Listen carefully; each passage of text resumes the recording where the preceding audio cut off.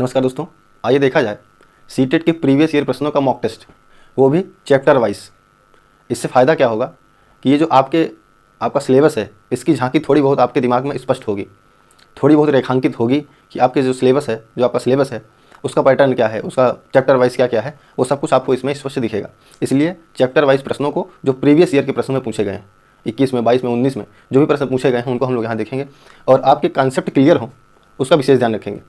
आइए देखा जाए। पहला प्रश्न है 123.94.59 में 9 के स्थानीय मानों का अंतर क्या होगा। सबसे पहले इस संख्या को देखेंगे और फिर इसमें पूछा क्या गया है 9 के स्थानीय मान। यहाँ 9 है कहाँ का, 9 का जो स्थान है उसका स्थानीय मान। 9 का स्थान यहाँ क्या है, दशमलव के बाद, तो ये 9 है और 9 के बाद एक संख्या है और फिर लगा है दशमलव, दशमलव और दशमलव के बाद में दो संख्या है, इसको हम लिख लेंगे। दूसरा 9 कहाँ है, ये सबसे लास्ट में, इसको लिखेंगे। दशमलव के लास्ट में कहाँ है, यहाँ पे 9 है। अब यहाँ पूछा गया है कि आपको अंतर बताना है, डिफरेंस बताना है। 90 में 0.09 घटाएंगे तो यहाँ सीधा सीधा क्या हो जाएगा 89। यहाँ 10 में से 9 जाएगा 1 है ना, और ये हो जाएगा 9, 89.91 आपका उत्तर हो जाएगा। आइए इसके बाद दूसरा प्रश्न करते हैं। ये आपका दूसरा प्रश्न है। ये पूछा गया है अंक 0, 1, 2, 3 4 अंक दिए गए हैं। कहाँ से, 0 से 3 4 अंक दिए गए हैं का प्रयोग करके बनने वाली 4 अंकों की सबसे बड़ी और सबसे छोटी संख्या का अंतर बताइए। 0, 1, 2, 3 इन अंकों को लेकर के इनकी सबसे बड़ी संख्या और इनकी सबसे छोटी संख्या को लेकर के इनका आपको डिफरेंस बताना है, अंतर बताना है। ये आपसे पूछा गया था। सबसे बड़ी संख्या बनाएंगे तो सबसे बड़ी संख्या पहले लेंगे, फिर उससे छोटी संख्या, फिर उससे छोटी संख्या, फिर 0। ये हो गई सबसे बड़ी, लार्जेस्ट, ठीक है। और लोवेस्ट बनाएंगे तो क्या करेंगे, क्या 0 ले लेंगे, क्या 0, 1, 2, 3, क्या इस प्रकार से बनाया जा सकता है। 0, 1, 2, 3 लेंगे तो 3 अंकों की संख्या मानी जाएगी, लेकिन हमको लेना कितना अंक है, 4 अंकों की। यहाँ कह रहा है कि 4 अंकों की सबसे बड़ी और सबसे छोटी, तो सबसे छोटी क्या होगी, सबसे छोटी बनाने के लिए 0 से पहले 1 लिखेंगे, तब 0 है ना, तब 2, तब 3। ये गलत, ये सही। अंतर पूछा है, घटाएंगे, क्या मिलेगा 7 और यहाँ पे 8 है ना, यहाँ 1, यहाँ 2, 2187 आपका क्या हो जाएगा, उत्तर हो जाएगा। 2187 उत्तर हो जाएगा। आइए अगला प्रश्न करके देखते हैं। ये प्रश्न आपसे पूछा गया था, निम्नलिखित में से कौन 11,1111 को प्रदर्शित करता है। 4 विकल्प दिया गया था। आप कहेंगे कि 11,000, 1111 क्या इस प्रकार से लिखा जाएगा, तो बिल्कुल नहीं। क्यों, क्योंकि ये 11,000 है ही नहीं, है ना। इसको लिखने का तरीका क्या है, अगर इसको प्रदर्शित करना है तो पहले हम लोग लिखेंगे 11,000 इस प्रकार से, फिर 1100 लिखेंगे, फिर 11 लिखेंगे और इसको ऐड करके बताएंगे इसका मान क्या होगा। ये सभी प्रश्न शॉर्ट वीडियो में हमने बनाए हुए हैं, डाले हुए हैं, सभी पढ़ा हुआ है। बड़ा वीडियो का ये शॉर्ट वीडियो होगा क्योंकि उसमें बहुत सारे वीडियो हैं, लगभग 7-8 चैप्टर का 3-4 महामैराथन में कंप्लीट हुआ है। 3 घंटे 4 घंटे का है। उसकी दृष्टि से देखेंगे तो ये उन सभी का शॉर्ट वीडियो है जो चल रहा है, 1-8 घंटे तक का हो सकता बन जाए। और इसकी दृष्टि से देखेंगे तो जो शॉर्ट वीडियो डाले गए हैं उसकी दृष्टि से देखेंगे तो ये उसका लॉन्ग वीडियो है। तो ये आपका उत्तर दिया गया था सीटेट में, इस प्रकार से लिखा जाएगा।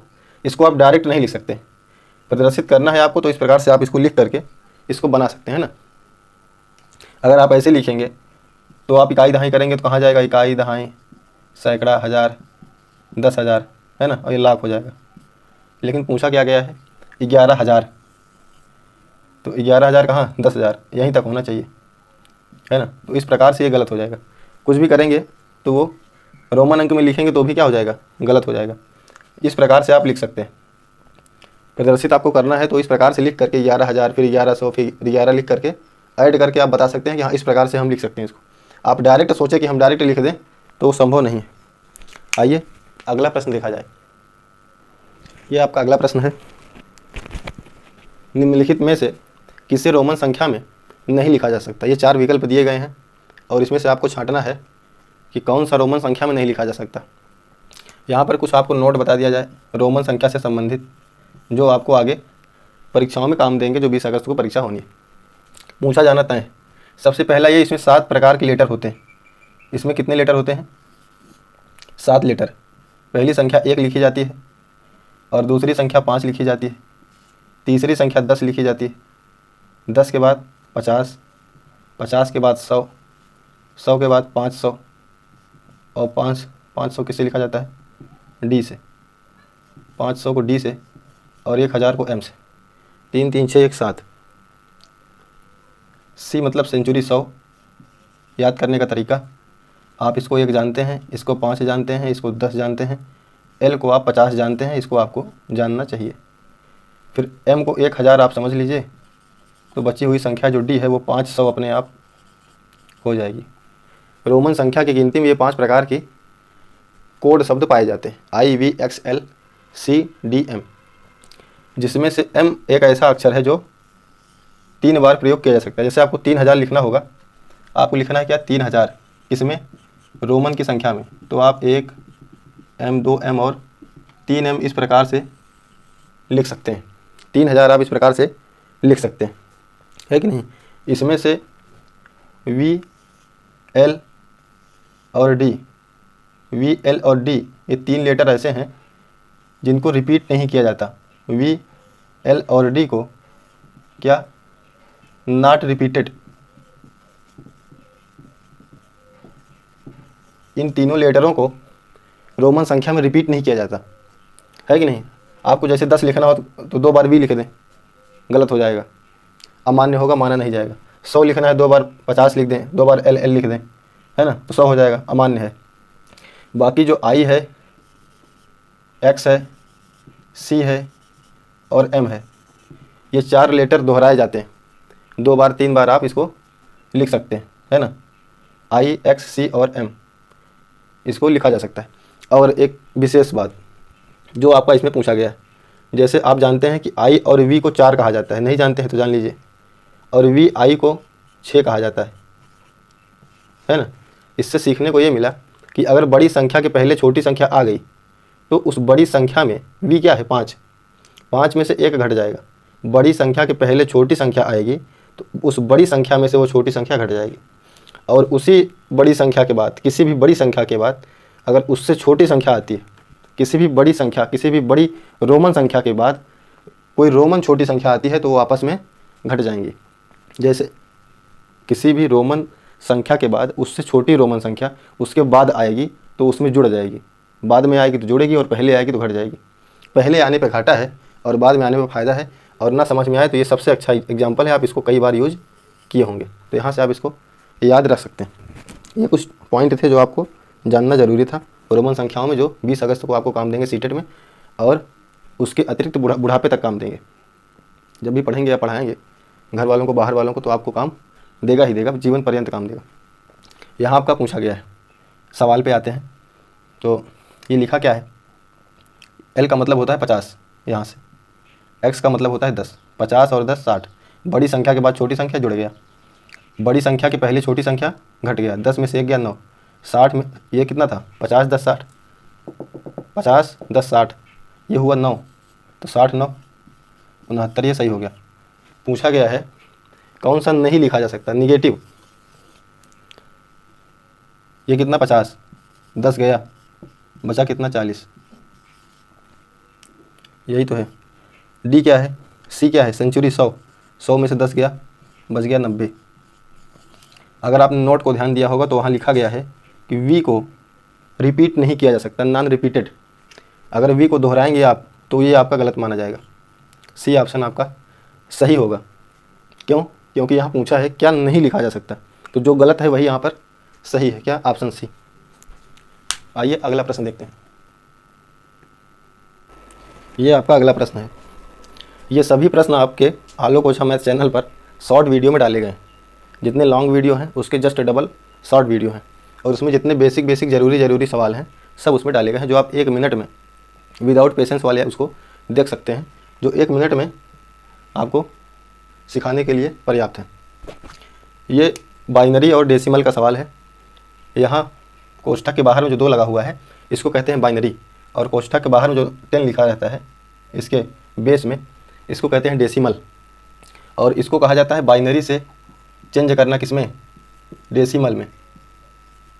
बाइनरी से चेंज करना किसमें, डेसिमल में। इसका नियम होता है, नियम क्या होता है कि ये जो लिखा हुआ है इसको आप ऐसे लिखिए, और इसके बाद दाहिनी तरफ से 2 की पावर में, 2 की घात में, पावर में शुरू करते हुए चलिए। 2 की सबसे छोटी घात क्या होती है, 0। घात जो है 0 से शुरू होती है, 1 से नहीं होती, 0 से। 0, 1, 2, 3 और 4। फिर इसको चेंज करेंगे, 2 की पावर 0, मान क्या होगा, 1। किसी भी संख्या के पावर में घात में 0 हो तो उसका मान 1 होता है। 2 की पावर 1 में कितना, 2 हो जाएगा। यहाँ 2 दूनी 4 होगा, लेकिन 0 होने की वजह से कैंसिल हो जाएगा। 2 दूनी 4 दूनी 8, और 2 दूनी 4 दूनी 8 दूनी 16, 16 होगा ना। 16, 8, 24, और 24, 3, 27।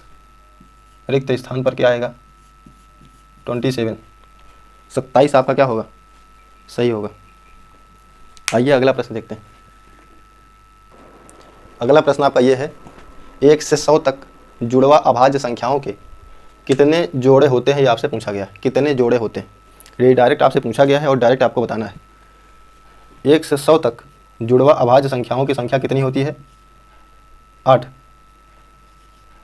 और 1 से 200 तक, 100 से 200 तक जुड़वा अभाज्य संख्याओं की संख्या कितनी होती है, 7। इतना ही आपको बताना था। जुड़वा अभाज्य का मतलब होता है twin prime number. Twin prime number पूछा गया था कि 1 से लेकर 100 तक ट्विन प्राइम नंबरों की संख्या कितनी है, तो 8 है। अगर ये आपसे पूछा जाए कि कौन कौन से नंबर होते हैं, तो पहली संख्या क्या होती है, 3, 5। दूसरी संख्या 5, 7। तीसरी संख्या 11, 13। चौथी संख्या 17, 19। पांचवी संख्या 29, 31, है ना। 1, 2, 3, 4, 5, 29, 31। उसके बाद 41, 43, 3, 3, 6। सातवीं कौन सी है, 59, 61। और आठवीं कौन सी है, 71, 71, 73। ये 8 संख्याएं हैं जो क्या हैं, ट्विन प्राइम नंबर हैं। 8 जोड़े हैं जो क्या हैं, ट्विन प्राइम नंबर है। पूछा आपसे ये नहीं जाएगा, पूछा आपसे ये जाएगा। 1 से 100 तक कितने, 8। जानकारी के लिए आप जानते रहिए। और 100 से 200 तक कितने होते हैं, 7। ये आपसे पूछा गया था, ये आपको पता होना चाहिए। आइए अगला प्रश्न देखते हैं। ये अगला प्रश्न है, किसी संख्या में 0 से भाग देंगे तो उत्तर का क्या प्राप्त होगा। आपको याद बस इतना रखना है कि किसी संख्या में, कोई संख्या है, नंबर है, उसमें आप 0 से भाग देंगे तो उत्तर आपका क्या प्राप्त होगा, नॉट डिफाइंड। नॉट डिफाइंड, उत्तर नहीं प्राप्त किया जा सकता। और दूसरी स्थिति क्या है कि जब आपसे पूछा जाए कि 0 में किसी संख्या से भाग दिया जाए तो उत्तर प्राप्त होगा। इसी प्रकार से आपसे पूछा जा सकता है कि किसी नंबर में 1 से भाग दिया जाए तो उत्तर प्राप्त होगा, तो क्या होगा, उत्तर प्राप्त होगा। और अगर 1 में किसी संख्या से भाग दिया जाए तो नॉट डिफाइंड, ज्ञात नहीं किया जा सकता, है ना। यहाँ एक अपवाद है। अपवाद क्या है कि संख्या 1 में 1 से भाग दिया जा सकता है, ये अपवाद है। ये क्या है, अपवाद है। ये 4 पॉइंट आपको याद रखने हैं। 4 क्या, 2 ही। एक याद करिए आप, क्या, 0 से भाग नहीं दिया जा सकता, नॉट डिफाइंड। और दूसरा ये वाला, 1 में किसी संख्या से भाग नहीं दिया जा सकता, इटसेल्फ, एक को छोड़कर, स्वयं एक को छोड़कर। आइए अगला प्रश्न देखते हैं। ये प्रश्न तो आप कर ही लेंगे केवल क्या करना है, 11 से भाग देना है, बाकी योग कर देना है। 11 से भाग देंगे किस में, 1 2 1 2 1 1 में, एक बार जाएगा, बचेगा कितना, 1 1 फिर से उतारेंगे, कितनी बार जाएगा, एक बार, बचेगा कितना, 0 है ना। फिर 2 उतारेंगे, भाग नहीं जाएगा, 0 बढ़ाएंगे, फिर से क्या उतारेंगे, 1 2 बार नहीं जाएगा, एक बार जाएगा, बचेगा कितना, 11 10 21, बची संख्या 1 भी उतारेंगे, 11 9 99, ये जाएगा 99, बचेगा कितना, 2, रिमाइंडर या शेषफल कितना हो जाएगा, 2। पूछा है रिमाइंडर और इसका योग बताइए, क्या बताना है, योग इसका शेषफल और भागफल का। तो 19 में 2 जोड़ेंगे कितना, 21, 11 0 21 आपका क्या हो जाएगा उत्तर। शेषफल कितना था, 11 0 19, भागफल शेषफल कितना आया, 2, दोनों को जोड़ेंगे, 11 0 19 में 2 जोड़ेंगे तो क्या मिलेगा, 11 0 21। आइए अगला देखते हैं। यदि 8 अंकों की संख्या 267A 3298 संख्या 11 से पूर्ण विभाजित हो जाती है तो A के स्थान पर क्या आएगा, A के स्थान पर क्या आएगा ये पूछा है। 11 से भाज्यता का नियम अगर आप नहीं जानते हैं तो आप फिर करते रहिए, कोई मतलब भी नहीं है, यही हम आपको बताने आए। 11 से भाज्यता का नियम क्या है कि विषम संख्या और सम संख्या का योग करते हैं। विषम संख्या मतलब 1 3 है ना, 5 7, ये 8वें स्थान पर 8 है तो सम को लेंगे नहीं, केवल विषम को लेंगे, इनको जोड़ेंगे, 7 2 9 और 9 3 12, 12 9 कितना 21। फिर सम स्थान को लेंगे, दूसरा स्थान, चौथा स्थान, छठा स्थान और 8वां स्थान, इसको लेंगे तो 8 2 10 है ना, 10 और 6 कितना 16, 16 प्लस A, 16 प्लस में क्या A।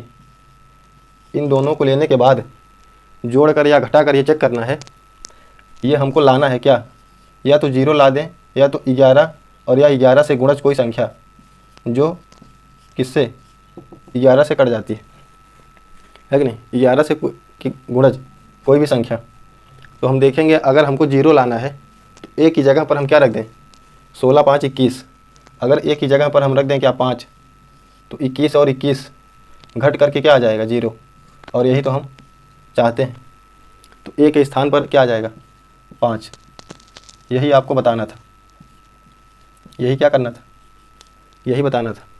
एक के स्थान पर अगर 5 रख दिया जाए तो यह पूरी संख्या किससे 11 से पूर्ण तरीके से विभाजित हो जाएगी। आइए देखते हैं अगला क्वेश्चन। ये आपका अगला प्रश्न है, यदि एक संख्या को 102 से भाग देने पर शेषफल 91 आता है तो उसी संख्या को 17 से भाग देने पर क्या शेषफल आएगा। सीटेट में सभी सवाल बेहद आसान होते हैं, आवश्यकता बस इतनी है कि आप उसको जानते कितना है। जैसे आप अपने घर में भोजन बनने के दौरान आते जाते तो कई बार, लेकिन खड़े होकर देखते नहीं हैं कि सब्ज़ी किस प्रकार से बन रही है। दूर से आपने देखा है कि हाँ सब्ज़ी बन रही है, लेकिन नज़दीक से नहीं देखा है। तो अगर किसी दिन आपके घर में बनाने वाले ना रहें, कहीं चले जाएं, तो आप सब्ज़ी बना नहीं सकते हैं जैसे बनती है प्रॉपर तरीके से। तो उसी प्रकार से ये सीटेट के जितने भी प्रश्न हैं सब हैं बेहद आसान, और अगर आप इसको दूर दूर से देखेंगे और फिर परीक्षा देने जाएंगे तो ये सभी सवाल आपको आएंगे नहीं, आप कर नहीं पाएंगे, उत्तर नहीं मिला पाएंगे। बैठे बैठे करेंगे उत्तर नहीं मिलेगा एक भी। इसलिए इनके पास आकर इनका हालचाल पूछना बेहद आवश्यक है, पूछेंगे तभी ये आपको प्रॉपर तरीके से आएंगे।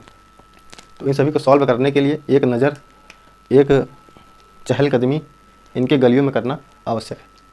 आइए चहलकदमी करें।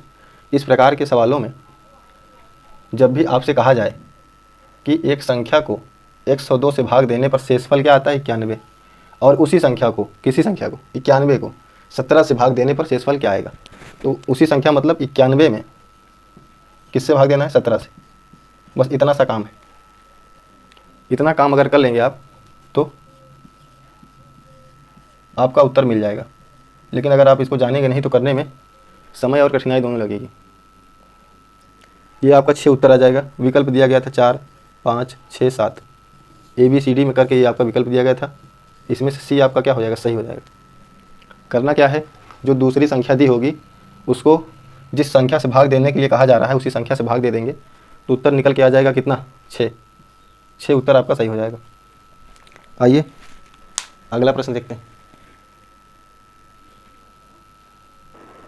अगला प्रश्न आपसे पूछा गया है 1 से 30 तक सभी गुणज का योग क्या होगा। गुणज क्या होता है, आपने अगर लॉन्ग वीडियो लेटेस्ट वाली देखी होगी महामैराथन, तो गुणज, गुणनखंड, LCM HCF उसमें बताया गया है।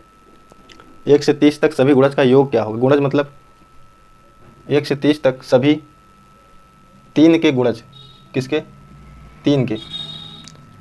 30 तक सभी गुणज 3 के, प्रश्न यहाँ मिस्टेक है, यहाँ भी मिस्टेक है, 3 के गुणज। 1 से 30 तक सभी 3 के गुणज का योग,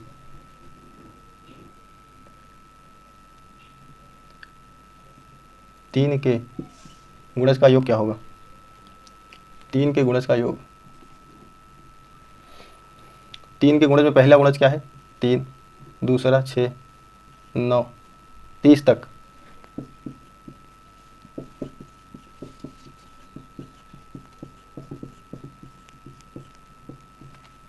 तीस भी क्या है, 3 का गुणज है। पूछा है इनका योग बताइए, क्या बताना है योग। 3 + 6 + 9 + 12 15 18 21 24 27 30। आप स्पष्ट देख पा रहे हों कि सभी में क्या है, सभी में 3 कॉमन है।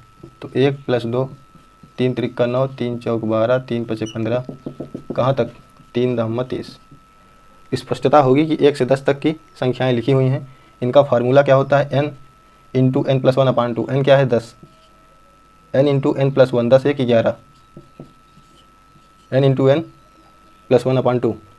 बाहर क्या है, संख्या 3, 3 यहाँ होगा, 2 से काटेंगे 5, 11 × 5 = 55, गुणे 3 कितना हो जाएगा, 156, 55 × 3, 5 × 3 = 15, 165 हो जाएगा। 165 क्या हो जाएगा आपके, 1 से 30 तक 3 के सभी गुणजों का योग, उत्तर कितना, 165। Thank you.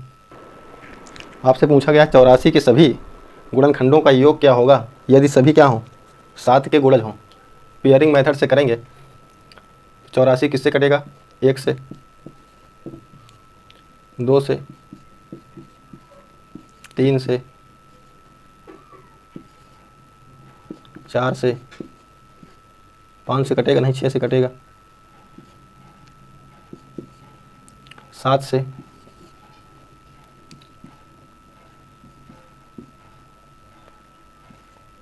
8 से नहीं कटेगा। इतनी संख्याओं से कटेगा। कितनी संख्या, 1 2 3 4 6, 4 6 7, उसके बाद 12 14 21 28 42 84। अब कह रहा है कि योग बताइए, गुणनखंडों का योग बताइए। कैसे, गुणनखंड जो 7 के गुणज हों। 7 से कटने वाली संख्या क्या है, 7 है, 14 है, 21 है, 7 × 4 = 28, जो उसके गुणज हैं 7 के गुणज 28 भी है, 42 भी है और 84 भी है। इन सभी को जोड़ेंगे, 7 14 21 28, जोड़ेंगे कैसे, 8 2 10, 10 4 14, 18, 19 7 26, 2 बच गया, 2 1 3, 2 5 7 11, 11 8 कितना, 19, 196।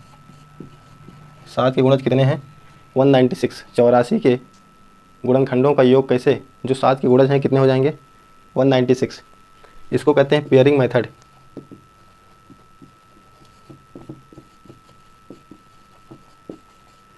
इससे हम कितनी संख्याओं से 84 कटेगा ये निकाल लेते हैं। ठीक है, फिर 7 के गुणज पूछा गया, 7 के गुणजों का योग। तो 7 के गुणज क्या है, 7 7 14 21 28 42 84, सभी को लेकर के क्या किए, जोड़ दिए, उत्तर आ गया 196। आगे भी ये पूछा जा सकता है। ये आपसे पूछा गया 100 के समभाजकों की संख्या बताइए। यूपी टेट में पूछा गया था। भाजक सभी जगह पूछे जाते हैं प्रॉपर तरीके से। भाजक के और भी अच्छे अच्छे प्रश्न पूछे जाते हैं सीटेट में, और मॉक टेस्ट में जो है लेके आएंगे, देखेंगे। 100 के भाजक ये तो पूछा जा चुका है, और आगे क्या क्या पूछे जा सकते हैं उसको भी देखेंगे। सबसे पहले 100 के भाजक क्या क्या हैं। 4 से काटेंगे तो ये 25 बार में कट जाएगा। 4 का मतलब 2 की पावर 2 और 25 का मतलब 5 की पावर 2।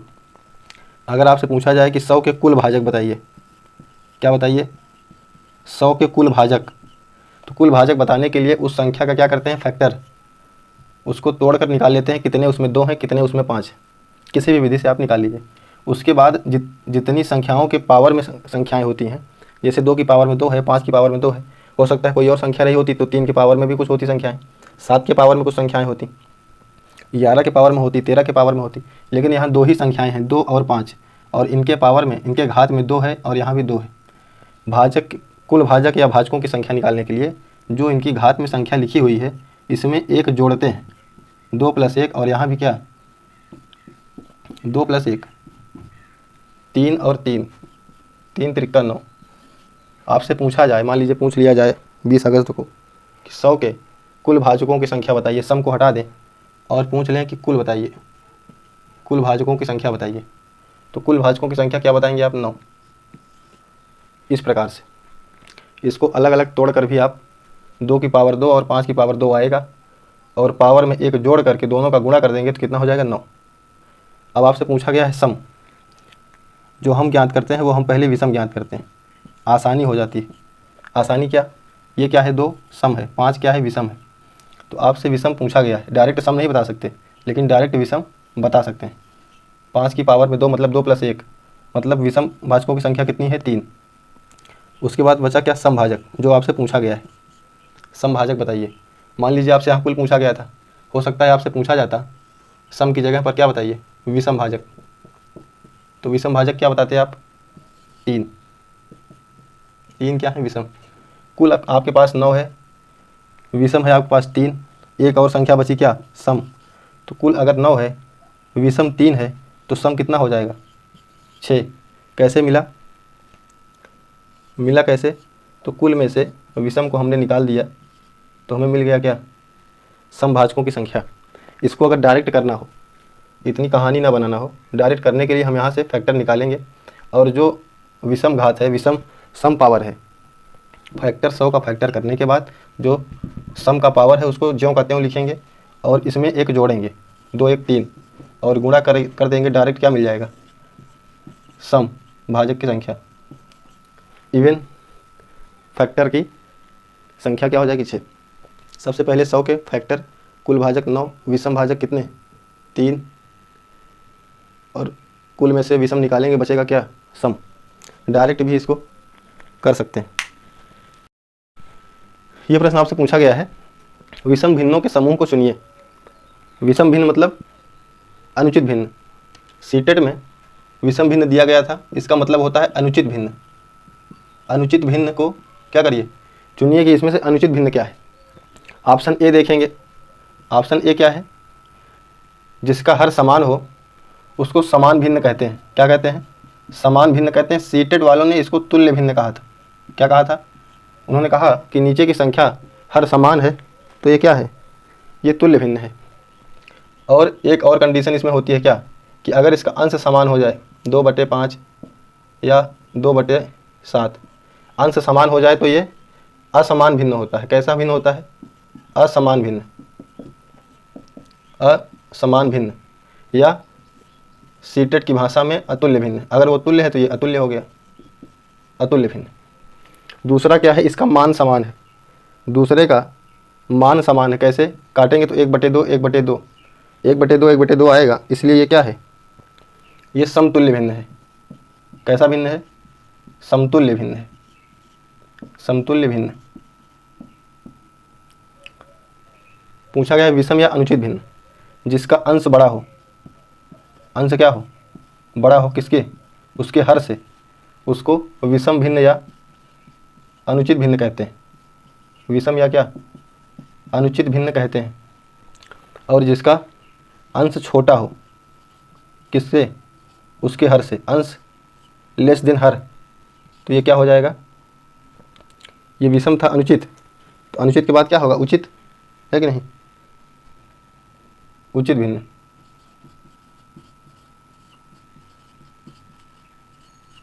ये हो गया उचित भिन्न। 5 भिन्न हो गए, एक ये 4, ABCD 4 और ये क्या 5। इसके अतिरिक्त भी एक भिन्न होता है जिसको कहते हैं मिश्रित भिन्न। क्या कहते हैं, मिश्रित भिन्न। वो इम्प्रॉपर अनुचित भिन्न से मिलकर बनता है। किससे बनता है, अनुचित। जैसे 7/2 लिखा है तो भाग करेंगे तो क्या हो जाएगा, 2/3 6, 1 7/2। जो सही बटे के रूप में लिखा हो, है ना, उसको क्या कहते हैं, मिश्रित भिन्न या मिक्सचर, है ना। अंग्रेजी में क्या कहते हैं इसको, अंग्रेजी में कहते हैं मिक्सड, मिक्सचर या MIXED, ये इसको कहते हैं। ठीक है, ये 6 टाइप का भिन्न होता है। अगर आपसे पूछा जाए परीक्षा में तो आप बता सकते हैं। आइए देखते हैं अगला प्रश्न। ये बहुत बढ़िया प्रश्न है, सभी शिफ्ट में पूछा जाता है, आगे भी पूछा जाएगा। छोटे से छोटी परीक्षा को लेकर बड़ी से बड़ी परीक्षा में आता है, यहाँ तक कि SSC CGL तक में ये पूछा जाता है। इसको करने के 4-5 तरीके हैं। आपको कौन सा अच्छा लगता है, आप किसमें ज़्यादा अच्छे से उत्तर दे पाते हैं, ये आपके ऊपर डिपेंड करता है। जो सबसे आसान तरीका है, जिससे उत्तर मिल ही जाता है बिना किसी दुर्घटना के, वो तरीका हम सबसे पहले बताएंगे, उसके बाद बताएंगे और तरीके पे भी आएंगे। इसमें भी 4 प्रकार के प्रश्न बनते हैं। पहला प्रकार यह होता है कि इसका जो है हर समान दे देता है और अंश जो है आगे पीछे दे देता है। 4/2, 5/2, 3/2, है ना, 7/2, 1/2। इसमें आप डायरेक्ट बता पाएंगे कौन सी बड़ी है कौन सी छोटी है ना। जिसका अंश बड़ा वही भिन्न बड़ी। फिर दूसरा होता है इसमें जिसका क्या होता है, अंश समान होता है, 3 3 3 3, और उसका हर क्या होता है, कम ज़्यादा होता है। तो इसमें क्या होता है, जिसका हर सबसे छोटा हो वो क्या होती है, सबसे बड़ी संख्या होती है। और तीसरा होता है जिसमें आप क्या करते हैं, संख्याओं का अंतर निकाल करके बता देते हैं कि कौन सी संख्या बड़ी है और कौन सी संख्या छोटी है। कि इन सभी संख्याओं के अंश और हर का अंतर निकाल करके हम बताते हैं कि इसमें से कौन सबसे छोटी है कौन सबसे बड़ी है। जिस जैसा अंतर होता है वैसे उत्तर होता है। ये चौथा टाइप है, यही पूछा जाता है आपसे। ये सबसे खतरनाक ये आपसे पूछा जाता है। इसको करने का जो सबसे आसान तरीका है वो ये है कि इन दोनों के बीच का अंतर, अंश और हर के बीच का अंतर निकालेंगे हम। पहला स्टेप, बहुत ध्यान से एकाग्रचित होकर दिमाग लगाकर सुनेंगे। एक बार समझ में आएगा तो बुढ़ापे तक काम देगा, बच्चों तक के सिखाने में काम आएगा। इनका अंतर क्या आएगा, आधा आधा मतलब 0.5। इनका अंतर क्या आएगा, 2, 1 1 1 1 है क्या, 4 5 5 5 है, 1 3 1, सभी का अंतर 1 1 आ गया। अब जो अंतर हमने निकाला है इसका भाग देंगे इसमें अंश वाली संख्या में, इसका भाग देंगे तो क्या आएगा, इससे भाग देंगे इसमें, आधे से भाग देंगे 1 में, आधा आएगा ना। 1 में 1/2 से भाग देंगे तो क्या हो जाएगा, 2 हो जाएगा क्या, 2 बार जाएगा, है ना। आधा का भाग 1 में देंगे तो 2 बार जाएगा। 2 का भाग 1 में देंगे तो क्या हो जाएगा, 0.5। इसका भी अंतर 1 है भाई, 0.5 नहीं, इसका भी 1 है, इसका 2। 2 का भाग देंगे 1 में तो 0.5 आएगा। 1 का भाग देंगे 4 में तो 4 आएगा। 1 का भाग 5 में 5 आएगा। 1 का भाग 3 में 3 आएगा। अब आपसे पूछा गया सबसे बड़ी संख्या 5 है ना भाई, 5 से बड़ी संख्या है क्या, कोई संख्या नहीं है। और छोटी संख्या पूछा जाए तो 0.5 मतलब आधी। बड़ी संख्या इन सब में, इन सभी में बड़ी संख्या 5, छोटी संख्या 0.5। तो बड़ी भिन्न क्या है, 5/6। छोटी भिन्न क्या है, 1/3। ऑप्शन भी दिया गया था, है तो यहाँ ऑप्शन 5/6 और 1/3, 1/2 और 5/6, 5/6 और 3/4, 1/2 और 4/5। पहला ऑप्शन जो है 5/6 सबसे बड़ी और उससे छोटी 1/3, यही सही होगा। ये तरीका है आपका करने का। और भी कई तरीके हैं, 4 तरीका और है इसको करने का। क्या उसको भी किया जाए, क्या उसको भी किया जाए, जो इसके बाद आप कर सकते हैं उस तरीके को हम देखते हैं। जो संख्याएं यहाँ लिखी गई हैं उनका LCM लेंगे। 5 6 4 3 2, LCM क्या आएगा, 60। क्या आएगा, 60। बड़ी संख्या लेंगे, 6 दूनी 12, 6 त्रिक 18। ये सब संख्याएं कटेंगी नहीं, 6 चौक 24, 5 से कटेगा क्या, 6 चौक 24 है ना, और 6 पंजे 30, 6 छंग 36, ऐसे करते जाएंगे तो 60 आएगा। 60 एक ऐसी संख्या है जो सभी संख्याओं से कटेगी, मतलब सभी संख्याओं का 2 3 5 6 4 का क्या है, LCM क्या, 60। अब LCM लेने के बाद इस 2 को हमको 60 बनाना है, जो हर में संख्या लिखी हुई है इसको 60 बनाना है। तो 60 बनाने के लिए आप जानते हैं कि 30 का गुणा होगा, किसका? 30 का। और ये भी जानते हैं कि भिन्नों में जिसका गुणा हर में होगा उसी का गुणा अंश में भी होगा, ऊपर भी होगा। इसको 60 बनाने के लिए 20 से गुणा करना होगा। किससे? 20 से। 20 से नीचे गुणा करेंगे 60, तो 20 से ऊपर भी करेंगे, 20 1 20। 5 को 60 बनाना है तो 12 से गुणा करना पड़ेगा, है ना। 12 पंजे 60, और ऊपर भी 12 से गुणा करेंगे तो 48। यहाँ 10 से करेंगे 60, और 5 में 10 से करेंगे 50। यहाँ 15 चौको 60, 15 से ऊपर करेंगे तो 15 तियाँ 45। अब नीचे की संख्याएं बराबर हो गई। ये छांटने में आसान होगा कि ये बड़ी भिन्न है और ये 20 छोटी है, इसलिए 20 छोटी भिन्न। 5 सबसे बड़ी भिन्न है और 3 1/3 क्या है? सबसे छोटी भिन्न है। इस प्रकार से भी आप इसको बता सकते हैं कि सबसे छोटी और सबसे बड़ी भिन्न क्या है। इस तरीके को आप जानते भी होंगे। 2 तरीका हमने बता दिया कि आप कैसे छोटी और बड़ी भिन्नों को बता सकते हैं। साफ हो गया क्या? फिर से करके बताएं भाई। इस क्वेश्चन को हम फिर से लिख कर बता रहे हैं। इसका जो तीसरा तरीका है, 2 तरीका आपने देख लिया, तीसरे तरीके पे हम बात करेंगे। तीसरे तरीके में भी पहले आपको इन सभी का अंतर लेना होगा। 1 और 2 का अंतर कितना? 1। इसका अंतर 2, इसका 1 1 1। फिर ये जो अंतर आपको मिला है, सबसे पहला काम क्या करना है? आपको अंतर लेना है, और दूसरे नंबर पर अंतर का जो अंतर आया है उसका एलसीएम। 2 1 1 1 का एलसीएम कितना आ जाएगा? 2 आ जाएगा। फिर उस 2 का जो 2 आया है, इस 2 में इस अंतर से, मतलब एलसीएम में अंतर से भाग, अंतर से भाग 1 का भाग किसमें? 1 का भाग देंगे किसमें? 2 में। कितनी बार जाएगा? 2 बार। फिर जो भागफल आएगा, फिर भागफल का गुणा किसमें? भागफल का गुणा अंश में। ये भी आसान है। भाग करेंगे 2 बार जाएगा, फिर 2 का गुणा 1 में आएगा कितना? 2। 2 का गुणा 2 में भागफल कितना? 1। 1 का गुणा 1 में 1। 1 का भाग 2 में 2 बार जाएगा। 2 जो भागफल आएगा उसका गुणा 4 में, तो 2 आया है। 2 का 4 में गुणा कितना? 8। 2 पंजे ये है 2 बार में जाएगा ना। 1 का भाग करेंगे 2 में, 2 बार जाएगा। 3 गुणे 2 कितना? 6। सबसे बड़ी संख्या 10, तो 5/6 सबसे बड़ी भिन्न है, और सबसे छोटी भिन्न क्या है? 1 1/3। ये 3 तरीके हो गए। 3 तरीके से हमने आपको बताया कि सबसे छोटी और सबसे बड़ी भिन्न कैसे निकालें। इसके अतिरिक्त आप सीधा भाग करके निकाल सकते हैं। चौथी विधि क्या है? सीधा भाग करके आप दशमलव में निकाल करके बता सकते हैं, है कि नहीं? है कि नहीं? आप सीधा भाग करके भी क्या कर सकते हैं? बता सकते हैं। 50 है,